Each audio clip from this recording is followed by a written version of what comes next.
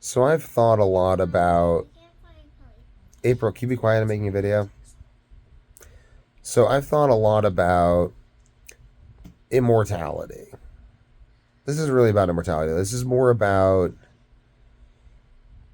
the Greek gods sacrificing to the gods' portion being the bones and the fat. The ancient Israelites believing that the blood and the fat of an animal contained its life. My own experience with the lion diet, where I've reversed seemingly fatal health conditions by only consuming beef, salt, and water for years. Still doing that. Drinking tons of green tea to prevent iron overload at the same time because that influences nitrogen balance, positive or negative nitrogen balance, and then or tolerance. It's either tolerance or balance. I always forget what it is, but it's basically the relative amount of protein inside the cell to outside the cell. And protein stores iron, influences that. But I've basically thought about this a lot. Like I've thought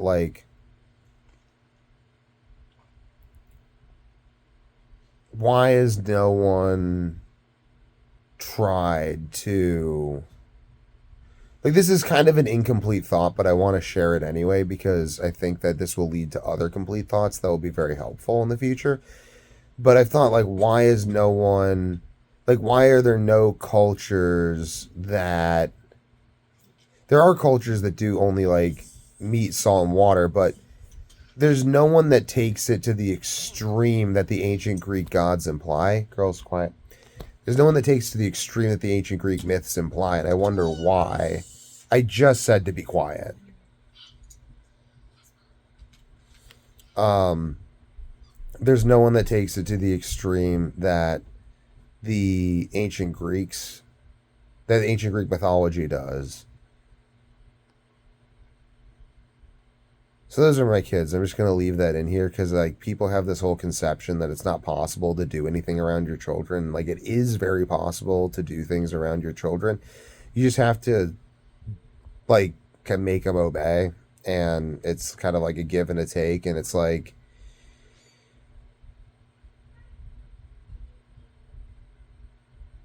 I make this channel in order to be a reflection of life and ideas and how ideas feed life and how all of these things come together. And so I show unpolished things because the lack of polish shows their origins. And if I were to refilm the video without interruption from my children, despite the fact that that would allow me to meet the 3 minute requirements of a short, I would disrupt the flow of mind that resulted in the origination of the thought that I'm sharing. And so my transmission would be incomplete and I would not be fulfilling my job as a YouTuber because a YouTuber is not someone who makes super professional videos on the internet. No, no, no, no. A YouTuber is someone who tubes with the U's, it's like I'm surfing the YouTube.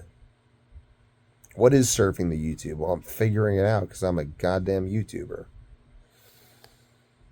I guess, insofar as I am a YouTuber. But I think YouTubing is much more like what I'm doing than trying to make hyper professional videos. Because hyper professional videos have existed for longer than YouTube. So that can't be the appeal. April, you've just re entered the room and I need you to actually be quiet. Thank you. So that's an example of parenting. And this is a video on parenting or immortality or who knows. We'll figure it out. You can figure it out. I don't claim to know what my art is. I'm just making the best art possible. So no one's taken, this is what I've seen though. What I've seen, and there's lots of mechanisms involved like blood sugar regulation and calcium balance. And there's just so many mechanisms involved in the metabolic optimization that seems to be hinted at by these mythologies and that I seem to be touching on with my dietary experiments. So then I wonder, why has no one taken my experiments to the ultimate conclusion? No one has, that I've seen. Maybe some people have drank tons of human blood and that's where we get the vampire mythos. But this may actually shed light on why they believe that was necessary. I wonder if until the birth of Christ, until a society founded on the incarnation of the truth, If you're an atheist, I was too. I get it. Try not to dismiss what I'm saying on the religious basis. Or if you do, whatever, you'll come around eventually, because I'm not going to shut up for, like, ever. And eventually I'll just make so many good points that you'll have to consider what I'm saying. But whatever, though. So I think it took the incarnation of the truth to create a society so fixated on truth that people stopped selling each other bullshit, basically. I think that, like, having been in business now and been around the world, being a man of the world as I am,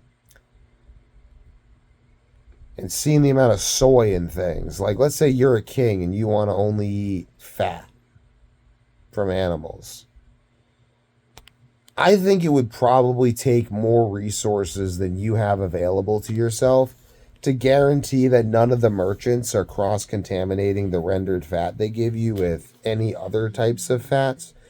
Because until you have complex chemical analysis that results from the cultural conditions, like, you need organic chemistry to understand how coconut oil is different than beef tallow. Beef tallow is the thing I think you need for these theories to work. Coconut oil, not so much. If you eat coconut oil, could crash your metabolism, could cause downstream effects, will cause downstream effects that will hurt your body's perfect processing of beef tallow. You can think about it this way. We're more complicated than cars. Diesel is a fine fuel. If I put diesel in a car meant to not run on diesel, the car's not going to run. If I put coconut oil in a car that's optimized for beef tallow, that's gut microbiome has spent the last 20 years optimizing itself for beef tallow, that car's not going to run. But they might not know why the car, like, the way the body works, you won't get feedback right away. You'll just die eventually, and then you'll conclude that your experiments didn't work.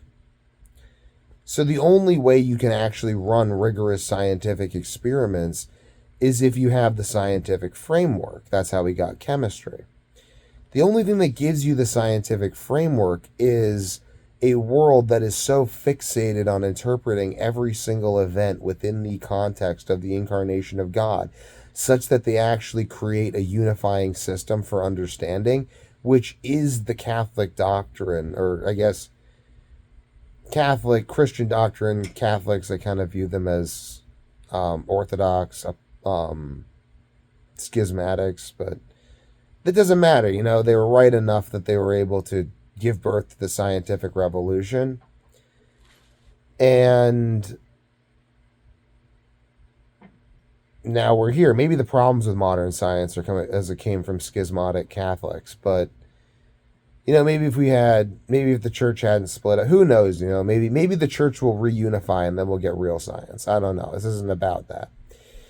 The point is, you need millennia of religious conviction that truth is God to produce people who are capable of the chemical analysis necessary for the quality control that lets me know that there isn't any coconut oil in my beef tallow. I think the things limiting human progress are a lot more mundane than we realize. Leave a comment below with what you think.